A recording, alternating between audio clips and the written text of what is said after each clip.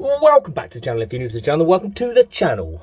Excuse me, I'm a little bit out of breath. I've been cleaning as well as doing the exercises, sort of exercise clean. It's a little routine, and that rhymes, that I do most days. Anyway, this video is all about what everyone is talking about, apart from the toilets, is power. How are you going to get through the winter with your power? So in this video, I'm going to tell you how we do it. And how we have done it in the past, because things evolve, don't they, as you go on. We're now into our third winter, and already it's getting a bit of a struggle, but we haven't been on a hookup now for 18 days, and I'll talk you through how we do that. Now, there's lots of things to consider when it comes to your power. It all depends on how much you use, and how much you got, and how much you can get in, right? Simple as that. Smaller camper vans obviously have smaller systems, mainly 12 volt, probably that kind of thing. A bigger rig like mine has bigger batteries, more solar, but more consumption. So I'll talk you through what I've got and how we do it. What you got to remember is it doesn't matter how much solar you got on your roof. In the winter, it's pretty much useless. As we are at the moment, I have a 628 amp hour lithium battery, and we're currently sitting at about half of that. I think I've got about 300 amp hours roughly in that battery, which is good after 18 days. But we also have an EcoFlow Delta 2, which we've had pretty much from the off-go, really. And that holds about 85 amp hours. And the good thing about that is it's portable and I can charge it anywhere. I'll show you it. This is the little bugger here. As you can see, it is well used. It gets used a hell of a lot. And this thing is super reliable. It charges up in about an hour, just over an hour, maybe from 0 to 100%. And the good thing about this is, as well as all the outputs it has, I'm not going to do a review on this. I've got reviews on this on my channel. But it has an inbuilt inverter as well, so you can run 240 off of it and all that kind of thing. There's loads of different ones of these on the market. I like this one because it's only 12 kilos. It's got good handles for carrying it, and it really is standing up to abuse. And the other good thing about those is you can expand on them as well. You can get expansion batteries to make them larger, or you can just rig up one or two or more, no matter what. They've come down a lot in price as well, so they're definitely worth a look at. And some smaller setups just run off these, one or two of these, and you've got enough, because you can charge them with solar as well. So bingo maths. I do believe you can buy a DC-DC charger for those as well to run off your alternator to charge up too. But like I said, we use this as our daily during the winter. This gets taken around to different places to get charged up. Now that could be McDonald's. Certain McDonald's have plug sockets, so you can just go in and buy a coffee, charge it up, drink your coffee. By the time you drink your coffee, it's charged up.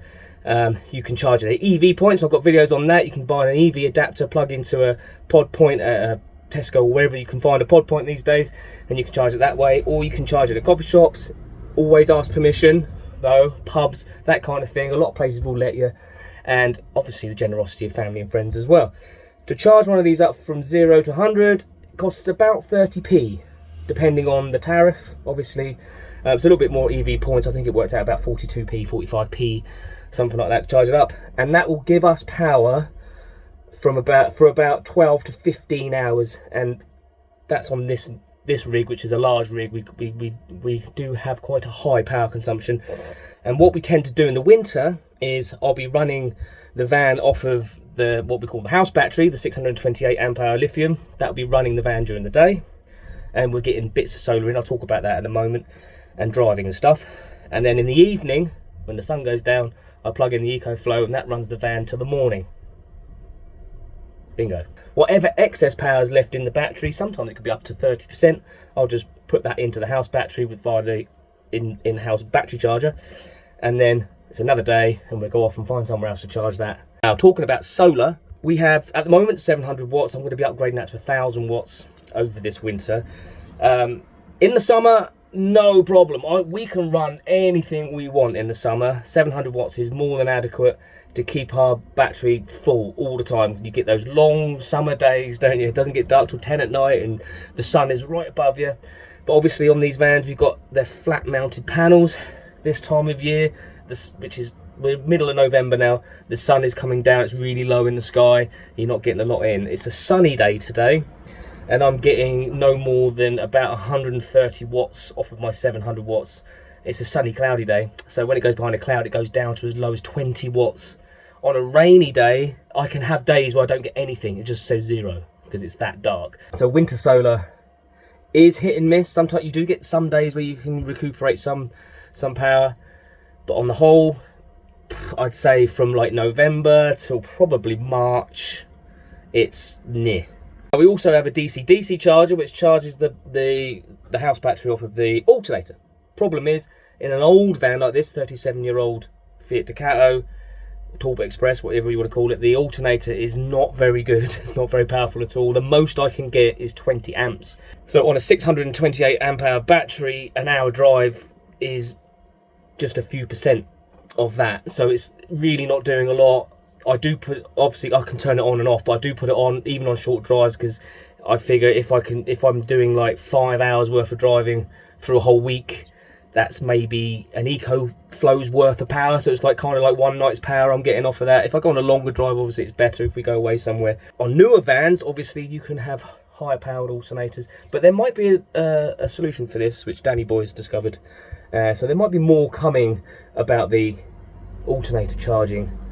There's another possibility that we've discovered. So yeah, more news on that later. Like I say, last winter and what we've been doing so far this winter is basically rotating the EcoFlow and our house battery and just keep doing that, and it keeps us off grid full time basically. And then occasionally we'll go to a campsite, just charge everything up, and then we're good to go for quite a while. That's okay, it's all well and good. Obviously it costs money to go to, you know, McDonald's or Timmy's or whatever, or to a pub. You know, you have to spend money, but that's just the way it goes. Obviously if I'm visiting family or friends, they kindly let me charge it up because it really doesn't cost that much to charge it up, which is bingo as well. But what we've done in the past, and what I did on the first winter, is what I had a Jenny. You didn't, Brent, have a generator, how dare you? Yes, we had a generator. I've still got the generator actually, it's broken, but I will fix it. I had a 1,000 watt pure sine wave generator, and I used to pull into lay-bys on busy roads like dual carriageways and stuff like that, and I'd sit there and charge up. First I'd charge up the EcoFlow, and then I would charge up the house battery as much as I could before I had to go again. Again, you have to buy petrol, you have to do oil changes on the Jenny, and general maintenance of the generator. It was putting a lot of strain on the generator. It lasted a year and then it went poof. But it wasn't very expensive. So that's another way you can do it. I was thinking about getting another generator actually and having it mounted on the back of the van in a metal box. I've seen that done, and that does actually help reduce the noise of them.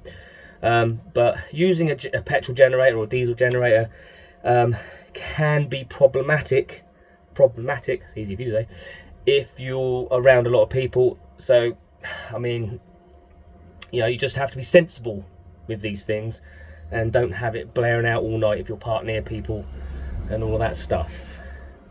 Okay, enough said about that. Obviously, the other thing is power management. You know, like I said, in the summer, anything goes. We can have pizza ovens on, induction hobs on, air fryers going, you name it. You can do what you want. There's so much power coming in off the sun, it doesn't matter. But in the winter, obviously, we are a bit more frugal with it, if you like. So instead of cooking on an induction hob, we use one of these. There's the induction hob under there, unplugged at the moment, and we use one of those for our cooking. Saves massively on power, and the air fryer doesn't really come out, and the pizza oven either. So that's one way of helping your power last longer. Excuse me. Obviously, other things we don't really worry about, lights and things like that. We'll put the TV on, we'll have a projector, we put that on if we want to, laptops and all that. I don't worry about any of that other than those things because they're quite juicy. It has been suggested that why don't you get a second battery and have double the capacity, have like 1200, what would that be, 1260 amp hours. The problem with that is they're quite big. It's a big battery and it weighs 50 kilos. So having two of those, that's 100 kilos. It's where to put it as well because they're not little. You know, 100 kilos, that's like having a large person in the van the whole time, you know, in weight. So, and these vans have, and most vans do have a weight limit, so there's that to consider as well. So it's space and weight. If you're careful and you know you manage your power like I just said, then you can go off grid indefinitely. If you're out in the middle of nowhere, which some people do, a generator is not a problem. If you're out in the hills and no one's around, have a petrol generator. I mean, that's going to sort you right out. I have looked into wind power, but there's nothing really adequate that's going to be the same as what solar is in the summer. There is wind turbines and stuff you can buy, but from what I've researched, they're not very good at all. So it's a shame they don't develop that technology, because we do get some stormy winters, you know, and that could be a way through in the future. But other than that, that's how we do it. So there is options. Obviously, the cost of things. I don't know what EcoFlow's. I mean, there's loads of different power stations, not just EcoFlow. There's loads of different ones. But these Fogstar batteries, which I've got here, 628 amp hour one, the cheapest one, because it doesn't have all the frills, doesn't have the app and things. It's just a battery, which is fine for me. I paid £900 for it, but I think they're down to like £650. I think you can get them now. You'll probably get a Black Friday deal. They'll keep coming down, so they're not over expensive. Obviously, you have to add a inverter to that as well. But yeah, I mean, it is affordable to be off grid with large battery capacity. Obviously, it depends on your budget, doesn't it? It depends on what you can afford, I suppose. We're fortunate that we were able to upgrade to these things. That's basically it. So what I'm saying is, yeah, you can go full-time off-grid in the winter. You just have to know how to manage it. A bit of juggling, a bit of this and that, and you can do it. You know what I mean? Whether you're using petrol Jenny or a combination of a petrol Jenny and the power banks and visiting places you can charge them and stuff like that. You don't necessarily have to go on campsites all the time, although you can get CL sites which are cheap, or cheap campsites will offer electric hookup and things like that. Other than that, that's all you can do, really. I wish they would just improve on the wind power. That could really be a thing. So if anybody's got any ideas about wind power, let me know. That's how we do it. I hope it was helpful for you. If you want me to go into any more depth about these things, then let me know in the comments. Anyway, God bless you. Don't forget to like, comment, subscribe, and all that good stuff. And here's the jingle. We'll ride these roads forever. Side by side we'll chase the sweetest moments whispered in our little space. With laughter and loving every turn we take. This thing called amazing race, no chance we'll break.